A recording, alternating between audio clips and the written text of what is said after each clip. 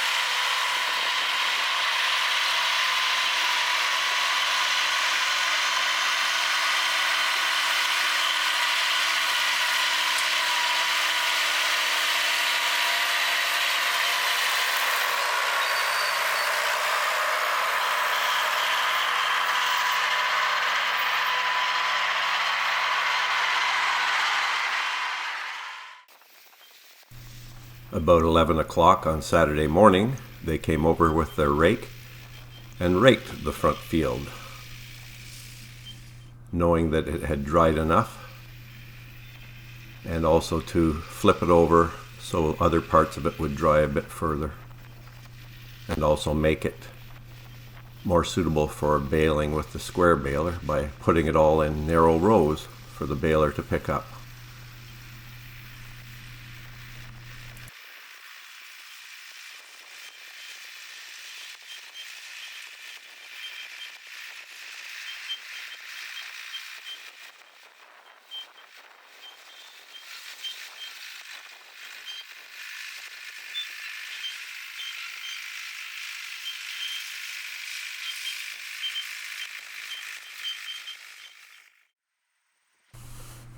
And by about 3 o'clock in the afternoon, they came over with the square baler and began the baling process. And this actually goes quite quickly as long as you don't have any problems with the baler, which can happen fairly frequently.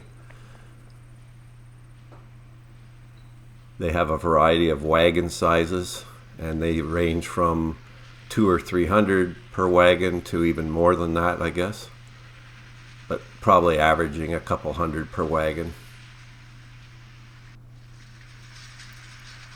Unlike the old days, where the baler might throw the bales just out on the ground, and people would run behind the baler and pick them up and throw them back in the wagon.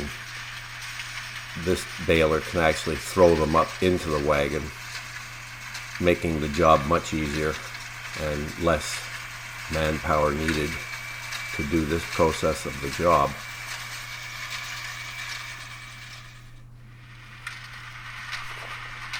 So the whole process can go quite quickly, again, as long as the machines can function without incident.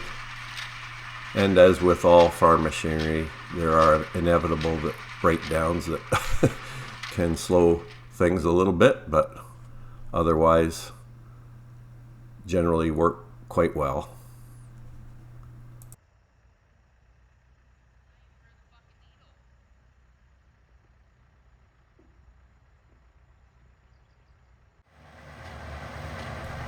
This was just a minor problem where the bales weren't being tied quite properly, but that was resolved very quickly in a matter of minutes. And then the baler was once again working fine. And here the raker is just picking up the last scraps of hay clumps and arranging them back in small rows so the baler can pick up the final bales out of the field.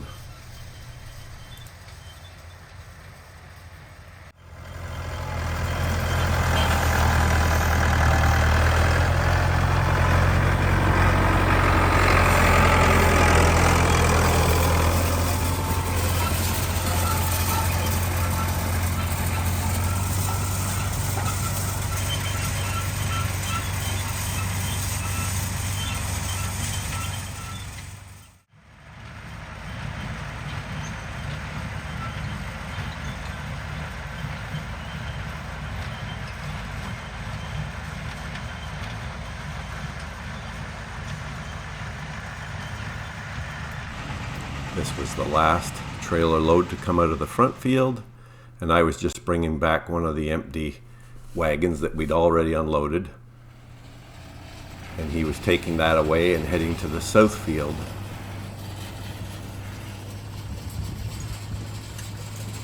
Meanwhile, I was getting ready to drag this back to our barn for unloading.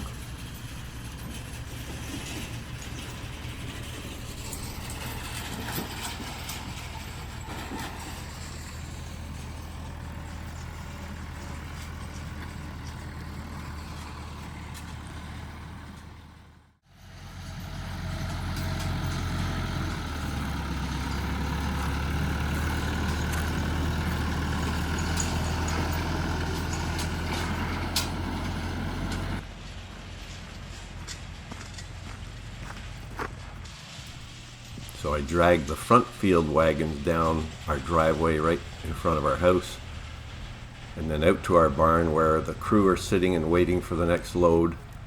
And as I bring it into the paddock by the barn, I have to make a sharp 90-degree turn almost to line up the wagon with the side of the barn, close enough so we don't have to step a long ways from the trailer to the mounting block that we have set beside the barn to enable us to bring the hay onto the elevator.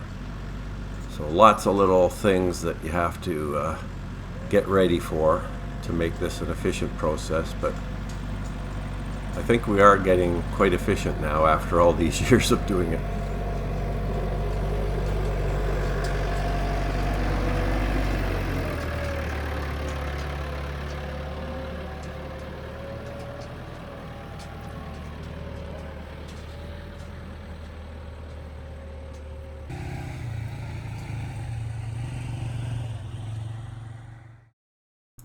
Just a quick image of a couple of the workers inside the barn.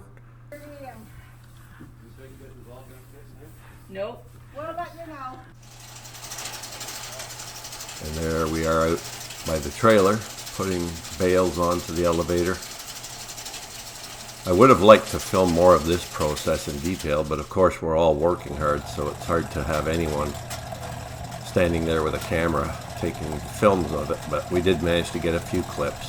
So I think it's valuable to watch. Here, this is the hardest part of unloading the trailer, is just getting the first few bales out because they're very tightly packed. and you have to do a lot of squishing and squirming to release a few of them, and then finally they all start to come out more easily. And before long you've opened up a space so you can actually stand up in there and start swinging bales around more easily, and then the whole process goes much more quickly. And here's another view inside the barn. We typically have 3 bales at once going up the elevator, and a person near the front of the elevator here showing would be taking them off first and then leaving some on for the people at the end to deal with.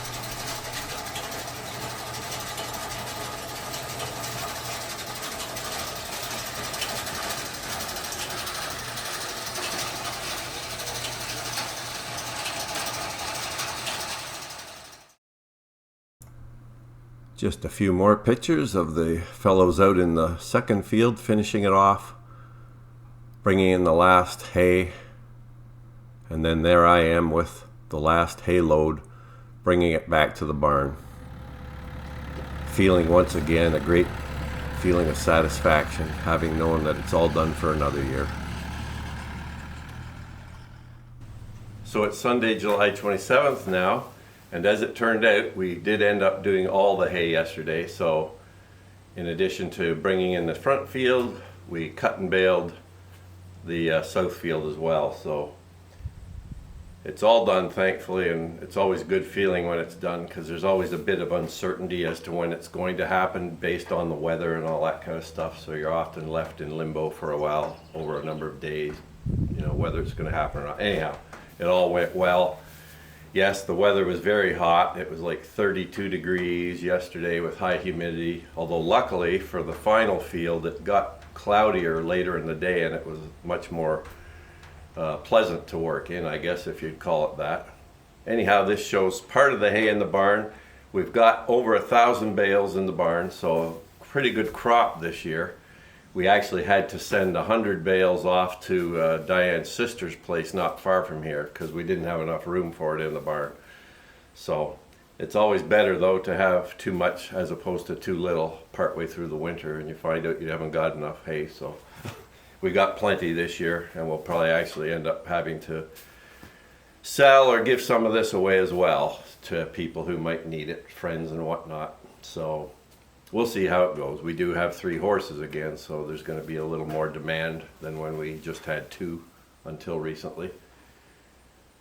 So all in all, it went well, and it's nice to have local farmers like the ones we have who have done all our hay for us ever since we moved here 20 years ago, or 25 years ago now.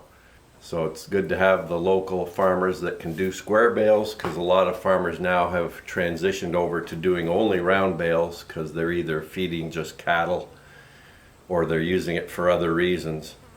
But there are still a lot of people that do bale in square bales, but it's becoming less and less, it seems, every year. So to have people close to us that will do square is very handy. Anyhow, I guess that's about it for now, and I just wanted to provide an update as to how the haying went.